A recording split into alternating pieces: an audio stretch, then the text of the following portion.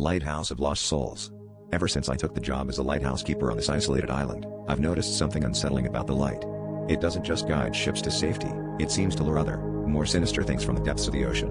On my first night, I thought it was just my imagination when shadows danced along the rocks in the beam sweep. But then, I heard the whispers. They were faint at first, like a distant conversation carried on the wind, but they grew louder and more insistent with each passing night. I couldn't understand the words, but the tone was unmistakably malevolent. The light, it seemed, was a beacon for more than just seafarers in distress. In the second week, I decided to investigate. Armed with a flashlight and resolved to prove my sanity, I made my way to the cliff's edge, where the light's reach was strongest. Peering down into the swirling waters below, I saw them, figures emerging from the depths, their eyes reflecting the light in an eerie glow. They weren't human, at least not entirely. Their bodies were twisted and elongated, with limbs that seemed to claw at the air. As they surfaced, their whispers turned to wails, a cacophony of anguish that sent shivers down my spine. I stumbled back, my heart pounding, as the realization hit me.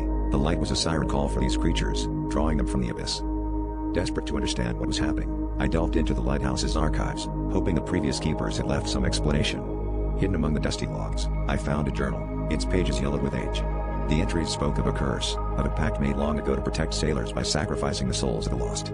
The light was both a guide and a trap, a promise of salvation that instead delivered its victims to the creatures of the deep. My predecessor had resisted, tried to break the cycle, but he vanished without a trace, leaving only this warning: the light must never go out, or the island will be consumed. Determined to escape this nightmare, I made plans to leave, but every attempt was thwarted by weather or mechanical failures. It was as if the island itself conspired to keep me here. Last night, the whispers turned to screams, loud enough to drown out the crashing waves.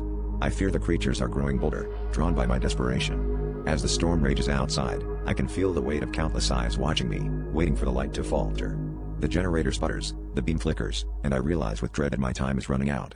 If I can't maintain the light, the island, and perhaps the world, will be devoured by the darkness.